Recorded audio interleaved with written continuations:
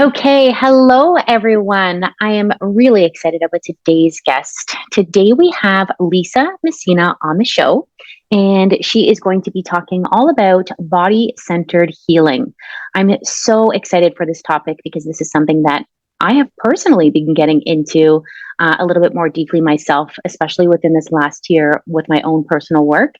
But basically, what we're going to talk about today is the link between the nervous system, trauma, and healing, and what we can do to bring our bodies back to equilibrium so that it's in a balanced state, so that our bodies are in a more conducive state for optimal being, optimal health. And at the end of the day, as I always say, your most healthiest self is your most fertile self. So at the end of the day, this can also optimize fertility. So without further ado, I am Lisa. Welcome. I'm so excited to have you here. How are you doing today? I am doing very well. Thank you so much for inviting me to have this conversation with you and your audience on your show. I really appreciate that. No problem. You're a wealth of knowledge in this area, and I have yet to have somebody on the show talking specifically about this. So it's something I'm so passionate about, and I want to incorporate into all of my client work and programs. But that is not my area of expertise. So I'm so happy to have you here sharing all of your knowledge with us. So, Lisa, before we actually dive into some of the goodies that we're going to talk about, can you just tell us a little bit more about just who you are and how you got into this space? Sure. I got into this space through mostly body work, in that I was a dancer and I trained and performed as a professional dancer for many, many years. And then from dance into musical theater, and realized that the demands of this kind of career as a performing artist were huge, and at times for me overwhelming. And I experienced a lot of stress, injury, and illness that I really all felt to me like it came from the overload of stress and my system's capacity to hold it. And fast forward to where I am now, I can see all of that clearly as unprocessed trauma. And so my window of tolerance, as we call it, coined by Dan Siegel, my capacity levels were small due to some childhood trauma that was unprocessed and pretty much not in my, awareness at the time, which wreaked a lot of havoc on my body and my being. So from the performing arts, I found myself seeking more holistic therapies, and I ended up doing a lot of yoga and Pilates to heal my body, and became a yoga teacher, became a Pilates teacher, studied in India, really was just seeking, looking for ways to feel balanced in my being and healthy and comfortable and, functioning well within myself and also with others and in the world. And so I sort of fell into the work that I am most focused on now, though I still teach a lot of movement-based classes and programming, in that I'm a mobility specialist under the umbrella of functional range systems. I am a yoga teacher still, a Pilates teacher. I use somatics practices a lot. So I can be very body-based in my approach, but I fell into the world of somatic relational psychotherapy, which I know is a long title. And essentially it just means, somatics, the soma, body and mind connection, brain body connection. This work in somatic relational, right? How we relate to one another and the world and ourselves. the psychotherapy part. I'm not a registered psychotherapy in Ontario. My studies all were through teachers in California. But I often refer to what I do now as somatic relational healing, body-based or body-centered healing. And so the trauma processing, trauma healing, my trauma-informed and trauma-trained practices really come through that work. And I fell into that work because I was on the holistic side of a mental health and addictions clinic, hosting more meditation and movement pieces that were complementary to the clinical practices that the clients were going through. And it was there that I got invited to study with these incredible teachers from California. And through those studies, I became aware of a lot of trauma that I was holding in my own body. And I was fortunate enough to be able to process that trauma in safe hands. And this is when I noticed that my own overarching well-being, wellness, health really had the most dramatic and positive shifts. Wow. I love that. Thank you for sharing that. And I feel like a lot of like my work, my story of coming into this work is so personal as well. And it's such a beautiful thing to hear so many, I guess, professionals' stories on how they came into their work, because I feel like so much of it comes from this personal space, which gives you so much more insight to the process, how it works, and just then being able to empathize and be more compassionate in the space when you're working with clients as well. So yeah, and you're making a really good point, because I don't think that I could hold space for people and have the capacity to expand around other people's energetic, emotional experiences if I hadn't trained, in the ring, either supporting, watching, or experiencing in my own body these really big emotional expressions. And that helps to dilute a lot of the fear around what it might look like to hold space or experience big emotions. So I think without that felt sense experience, I don't know that I could do the work that I do in the way that I do it now.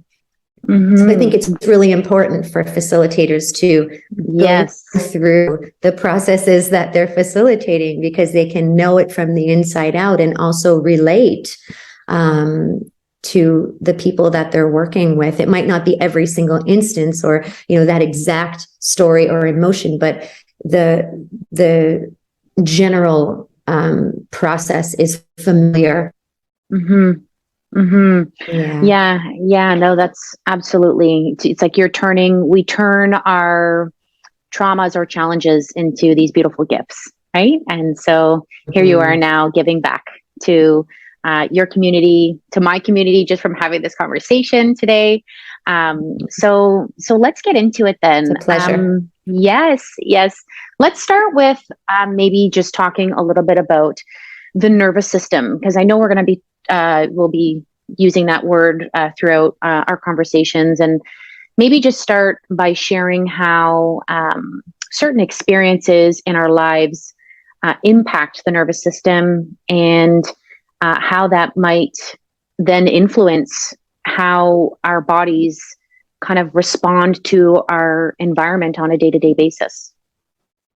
Yes. I love talking about this.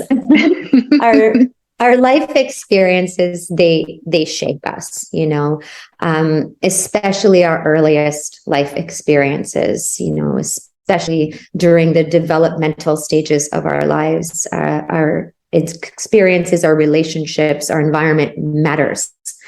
Our experiences shape the biology of our nervous system, which is the system that we navigate ourselves, we navigate the world through, we navigate life through our nervous system. So, our nature, it really depends on how we were nurtured.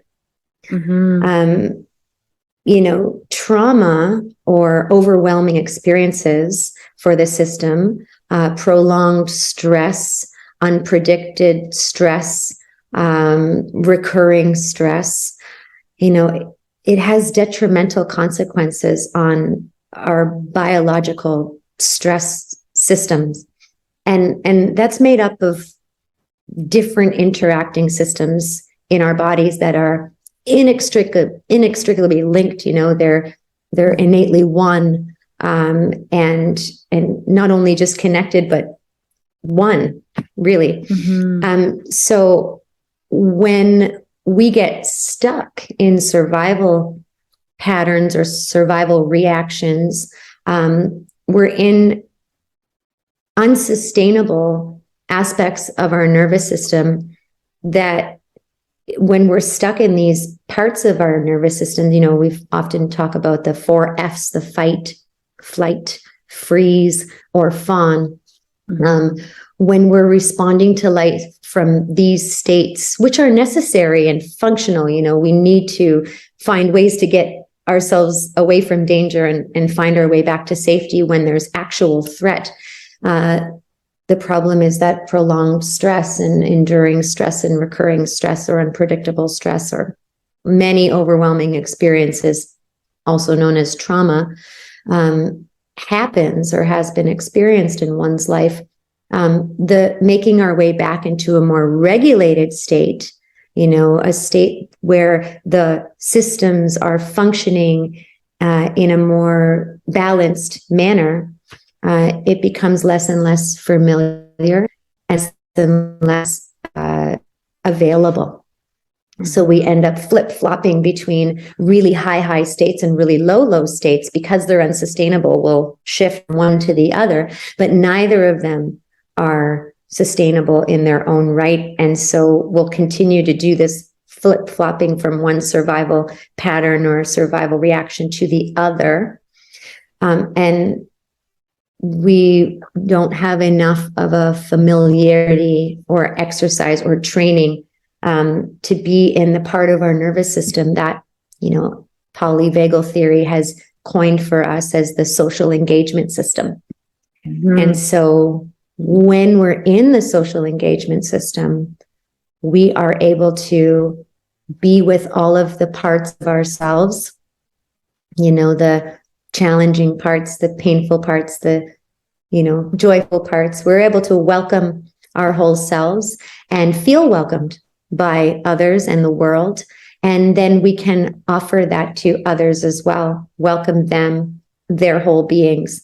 And we can be creative and curious and confident and calm and, in internal family systems, which is an incredible branch of psychotherapy that I sometimes use pieces of, working with different parts of ourselves. This is the work from Richard Schwartz.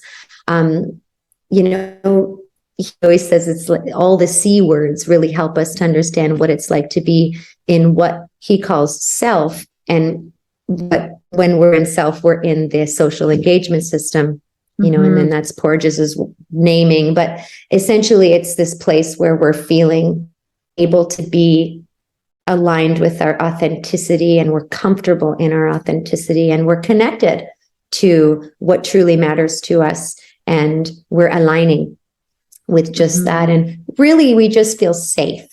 When at the end of the day, it just boils down to feeling safe and being in a space of safety where we can express ourselves, whether it's joy, excitement, and then also the sadness, the frustration, the anxiety. Because a lot of us do push those emotions down and away.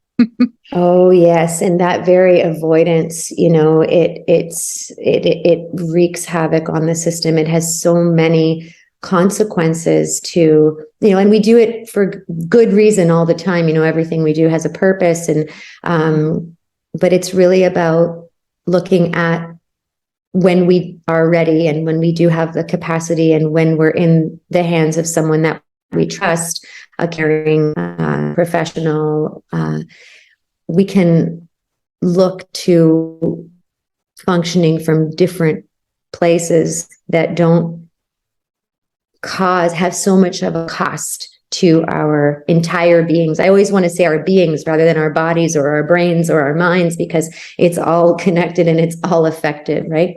Mm-hmm. Mm-hmm. So you were mentioning the word trauma, and maybe we could do some clarification on what trauma could be, because from a lot of the reading and some of the work that I do with my therapist, and I get into this stuff with a lot of my girlfriends. One of my girlfriends is studying to be a psychotherapist. So I just soak up this stuff as well. I love it.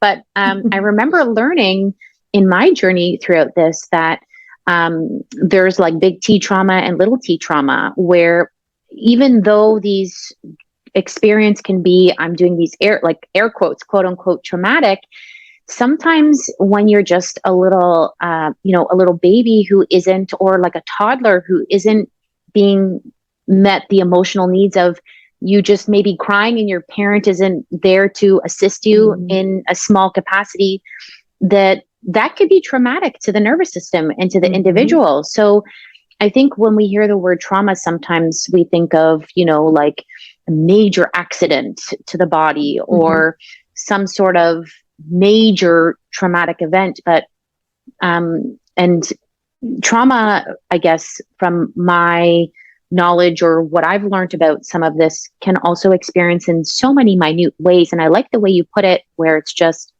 your nervous system being overwhelmed is trauma. I think that's what you said at the beginning. Yeah, it's like, there's varying degrees, of course, and with all due respect, there's, really big traumatic events that some experience, and not so big traumatic events that one might experience. But trauma is not the thing. It's how it impacts your body and your being. That's the part that we're working with, is, how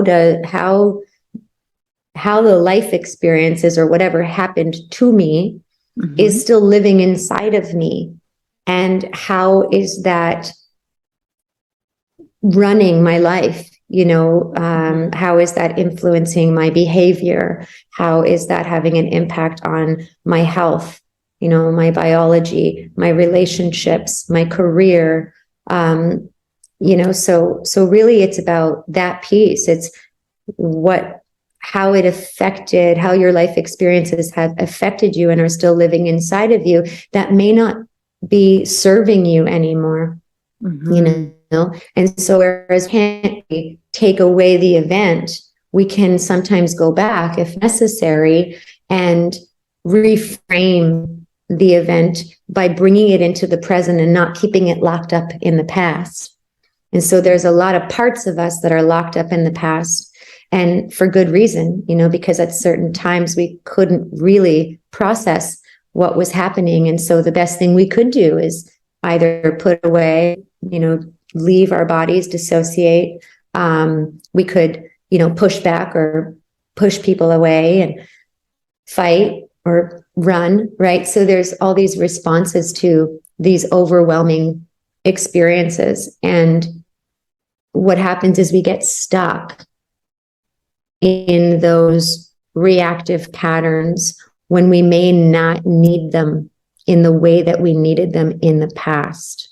And that's the part that we want to become really acquainted with, really aware of, the parts we want to tend to, give them what they need now, understand them, and offer new experiences to parts of ourselves that we didn't get then, that we can absolutely get now, in our current life, in our adult life.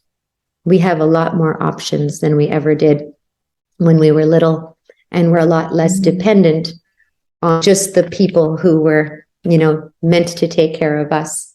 So, so we want to bring those parts of our beings into our realities now, where we feel more resourced, and from that very resourced place, we can give ourselves these new experiences and expand, experience parts of ourselves and parts of life and the world that we may not have felt confident or secure enough to experience. And life is so precious. So it would be a shame, I think, not to at least be curious about the pieces that you want and might be missing.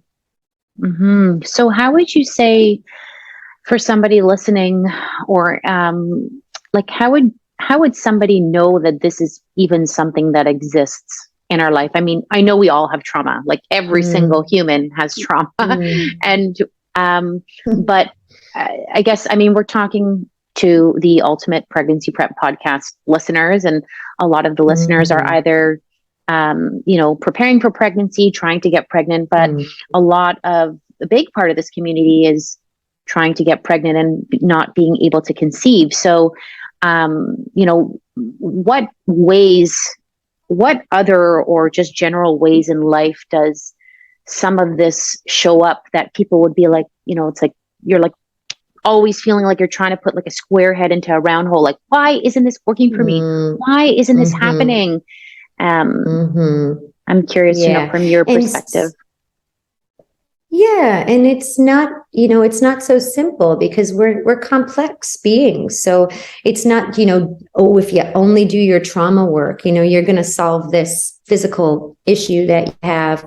But it's also in the reverse. If you only, supplement with this medication for this physical issue and don't do your trauma work, it's all connected. Again, if there's one thing that, I want to share is, or to help people remember, is that everything's informing each other. And so to miss the piece, because this is my area of work, miss the piece around healing your body, mind, and being in a very holistic way. That's where we're not noticing progression, or integrated healing happening. So in regards to fertility or infertility, which infertility can cause a whole bunch of stress and lead to trauma itself. And yes. Right. And trauma can lead to infertility and issues with fertility. So they go hand in hand. But how these things show up, to kind of circle back to your question, can be, there's a long list, we might not know that something's wrong until the physical body is breaking down in a certain way, and it can be very dramatic or very subtle. It can be back pain, this recurring back pain. If you've tried everything, you've gone to the chiropractor, the physiotherapist, you've tried every modality under the sun, and you're getting some relief, but nothing that really feels like an integrated and sustainable relief or progress. Can be, heart disease, name it, infertility, right? Like that's how some people come to doing this exploring work. This work. It's like, I've tried everything and I'm unable to get, this very physical thing. I'm unable to heal or feel any progress with this very physical thing. Some people, it's, debilitating anxiety or depression. So it's this, emotional uproar of something that comes to the surface that feels unmanageable. It starts to stop us in our tracks and not allow us to live our daily lives and meet the, the regular responsibilities of our daily lives. For other people, it's they're in a new relationship, and it's that very relationship that's causing a lot of stress. So I guess it would be, again, under the umbrella of stress. And stress is not bad. We have to stress our systems to grow our systems. But it's about, growing our capacity to navigate stress without, again, getting stuck in those high highs or low lows for long periods of time, which can have huge consequences, as we were naming. Mm-hmm. So then what would be like, so now that we can maybe recognize maybe we're stuck in a certain area of our life, we've tried so many things, it's not working, and maybe it's time to open the door of maybe this trauma work or more integrated mind body work. Could you give us some tips, or like any sort of tips or things that people can start to do, or get them somewhat familiar with, like, what does this type of work even feel like or look like? Just because we could hear about it in theory, but when it's put into practice, like, what does that actually mean? Right. Great question. Because I have a few modalities under my belt, I really try my best to meet people exactly where they're at. So I can explain what the journey might look like working with someone like me or myself. I have a 30-minute complimentary consultation that I like to start with.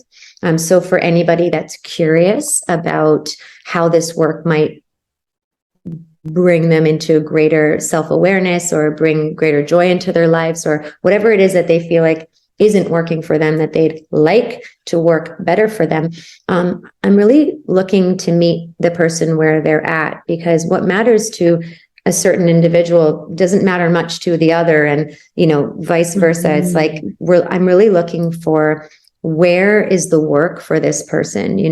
What are the limitations? What do you want? What would you like more of, or what would you like less of? I often ask that question. If you could have more of something, what would it be? If you could have less of something, what would that be?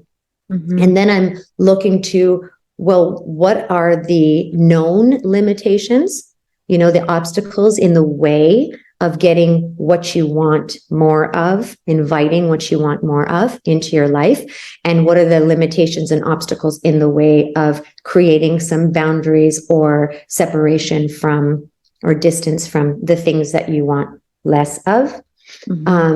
And sometimes there's unknown, right? So it's, I don't know why. And then it's really the perfect grounds for exploration, And because I'm body centered, we're often looking to the body and noticing, what is the body trying to communicate with us? What kind of sensations or images or sounds, really, we're engaging the whole being through this work, that come up as you're talking, as you're sharing something with me.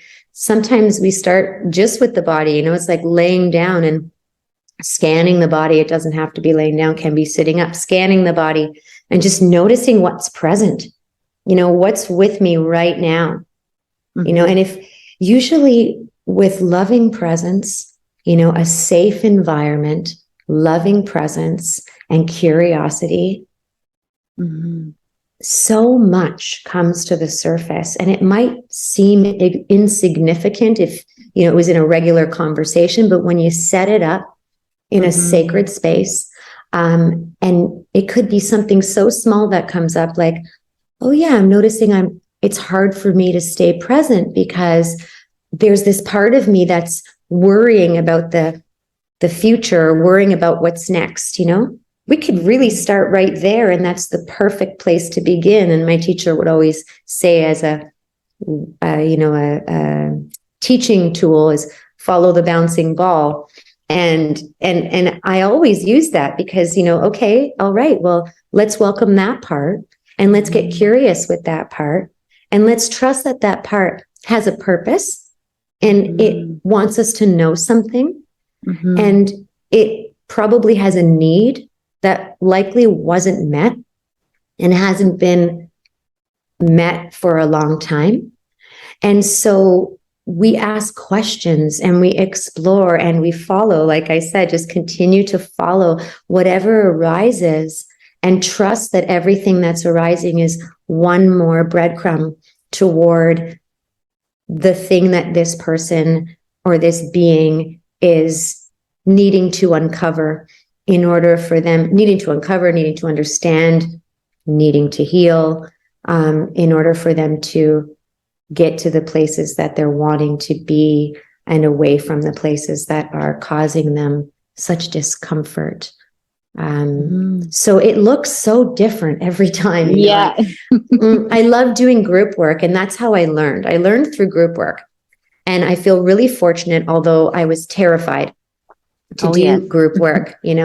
When I was asked to join the program that I first, my first study group with my colleagues, and I was invited to join this group processing, training, I fainted. Oh my goodness. I did. I fainted. I slid down a wall, and I had a coffee in my hand, and it went everywhere. And I totally blacked out. And when I came to, I was trying to say no. I was trying to deny the invitation or decline the invitation. And when I came back to, the white and fuzzies, and I'm back in the light, and I'm sweating, and I said, well, I guess my no wasn't working. So I guess it's yes. Yes. My point is that, it was a scary thing for me to do work in group, but I am such a firm believer, and I'm so passionate about group, although that's not where one needs to begin, and some do, because you can learn so much through other people's experiences.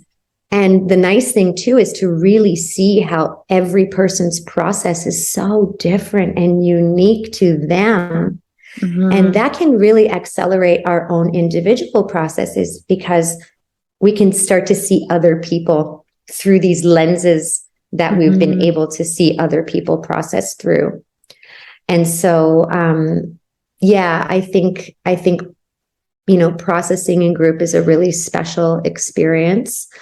And it almost just fortifies the truth that every process can be really just so unique. But they all kind of have a beginning, middle, and end.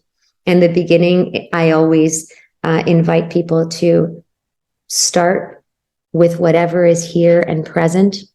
And sometimes I can ask questions. Only where you can start too, right? Exactly. So, tell me what's here and what's present, and then we'll explore, and who knows where we'll go.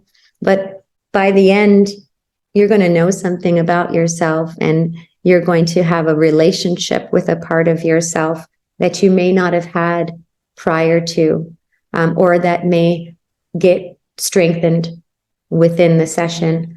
And you'll come away with a truth or a realization and a way to integrate the work, so that you can go out into your life noticing when these parts of you are sort of hijacking your life and your experiences, and again, coming back into that more regulated state and leading from that place. And how much easier it really is. Life becomes much easier. It's not always easy, but there's a confidence and a capacity that this work can really enhance.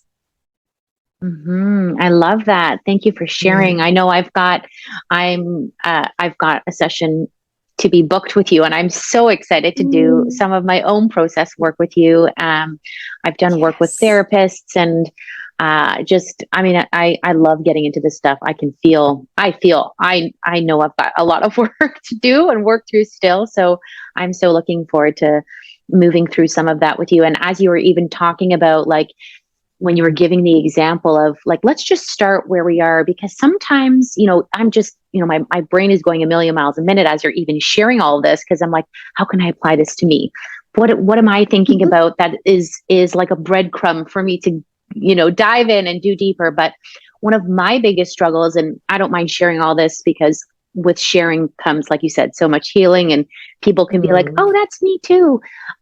Is the, what was like always thinking of the future and being so hard to just like drop into the present moment and be content and fine with where I am. And I feel like as well in the society, in the culture we live in, everybody is praised for being so do, go, push hard, hustle, grind, succeed, achieve, that it's almost like I find sometimes this polarity of like what I feel innate inside of me to just like slow down, breathe, like take, step back. But then I feel kind of pulled by this pressure of society, work, the world to like, so it's like finding that middle ground.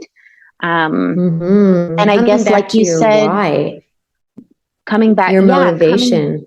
Right there. You just said it, it's, sorry to interrupt, but I just want to catch that before I lose it. It's that part of you that's functioning from this place because it's installed in you from the outside in. Yes. Right? As opposed to it being innately, you're just innately wanting, willing, there's something inside of you from the inside out that's fueling your productivity. It's that very fear-based or worry-based motivation versus intrinsic passion. They feel different. You can almost feel into that. Yes. When you're doing something productive because you're just so pumped about it. Right? You just really want it. And it's like, there's a part of you inside of you that, or all of you just lights up, this is what I want to do. And so here I am, and it just feels really fluid and easy. I find it easy. Yeah. Right? Yeah.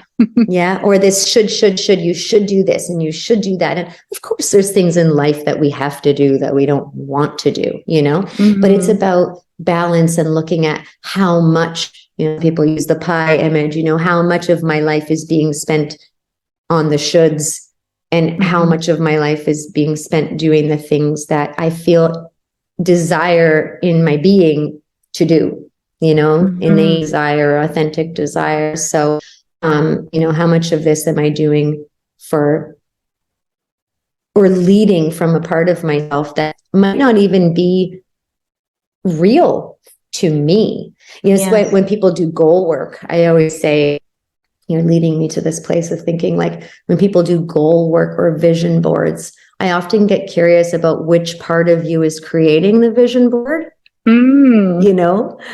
because if it's from the part that, very judgmental or shameful, or, a part of you that's quite, like almost like cracking the whip, and then your goals or your visions come from that place because it's what I should do and what I think will make me happy. This is how I'll be exactly, or how I'll be important or respected or lovable. This will make me this, right? And it's like, okay, well, what about if we did our vision board from feeling whole and complete as we are? And it's more of an exercise of what do you want to welcome into your life, because it would be an added bonus to, have this. It's not because you're missing something. Although it feels like that, right? Yeah. So we want to come back to that wholeness inside ourselves and our beings. And that's what these processes help us do. I love that, because I'm thinking about even, the fertility space. And I know feeling, when you're trying to get pregnant and it's not happening, this women, we feel like this, it's a part of me that's missing and so desperately want it and need it. But it's interesting. This is just all popping into my head now as you're saying this and we're having the conversation, but it's like shifting that perspective from the inside of coming to this whole fertility process from more of a welcoming space, as opposed to this kind of like desperate, feel like something is missing space. But that's tough. Like, and again, what you're sharing, I'm sitting here going like, I want to know the why behind, why you want what you want, because when we can unpack that and get really clear on, why it is that I want something, and take the focus on this particular way of getting it will be the only way I can experience the essence of this thing that I want. That desperate, when you said desperate, I thought, it gets very narrow in that there's only this one way to experience this one thing. But if we could broaden our horizons and fulfill that need in multiple different ways, or find some other options, it might take that pressure, that desperation out of the equation, which could then allow us to feel already, let's say it's, I want connection. I don't know, I'm just using an example, but is how can I feel like I'm in connection and there is abundance of connection and I would like more connection, as opposed to without this, I am completely out of connection. It's very black and white. And that's when we're in those survival states. It's a reflection of being in a survival state when we can get so narrow and so fixed on things being one way or the other. And we forget that there's a lot of other colors and subtleties that we might be able to welcome, invite, and experience in our lives. Yeah. It's that pressure, right? Feeling in a pressure cooker. It's like, it's not a great place to do much. No, not at all. So, as you share all this, it's like, I can't imagine that this type of work can be done without some sort of professional help, which is, you're a professional in this space, but I would say generally, how could you even could somebody do this type of work on their own, or it would? There are practices that we can do to help integrate the work. There's a lot that we can do on our own to bring some of the work into awareness. In the program that I run, it's an 8-week program, and it's a group program, and we only accept 6 participants at a time. So it's an intimate group program, all online. There's a lot of homework, and how much you engage with the homework. It's 8 weeks, and we meet once a week as a group online. And then you've got the week to explore with all the variety of ways that we offer one to explore, invite one to explore, whether it's, movement-based practices, meditation or processes, guided processes, journal questions, listening to podcasts, like this very podcast, watching a movie that might help us understand things. We really try to engage all the different styles of learning. But there's a lot you can do on your own. But I think having that guidance and support to ensure that things are being integrated, that is not a non-biased, person on the other end whose only real intention is to support you in a loving, healthy way, that isn't so goal oriented or doesn't have their ulterior motives in there. So their why is very clear. So there's and I think there is quite a skill to asking the questions and like I said, that capacity to be with people and all of their stuff. I think that's also something that training can really help, is sort of how I was sharing that I got to do with, years and years of this group training. So yeah, I think it's wise, especially if we have, bigger traumatic events that we're working on processing. I feel really fortunate to have the teachers that I've had. And I'm really particular about who's holding space for me in my journey when it comes to, any therapy or processing or even body work.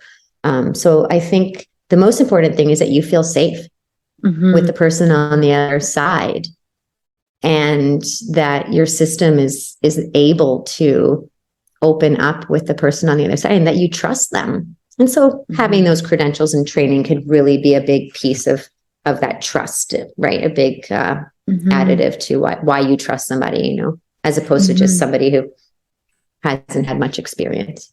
Right. Or just even like your friend or your partner. These are all great. It's great to have a great community and support system. But I find like family members and friends they can only take you so far. And they're great for, external resources and necessary for all the complementary pieces of how this work works is to, have people that you can rely on and support systems. But, a lot of people have a lot of things going on in their own lives, and they don't really have the space or capacity to hold what's going on with you, and then not project what's going on with them onto you. Exactly. So there's lots of that happening that a trauma-informed or trauma-trained professional would be looking out for, and making sure that they're present in their bodies, and really serving and supporting the person in front of them in a way that's healthy and going to be fulfilling and satisfying for them. Yes. Yeah. So I guess that brings me to, my internet connection is unstable. It says, there we go. Okay. Can you hear me okay? Can you hear me? Yes, absolutely. Okay. Yes. Can you hear me? Okay. Yes. Yeah. So where can somebody find you? Like, tell us how somebody can work with you. I know you were mentioning the 8-week program you have.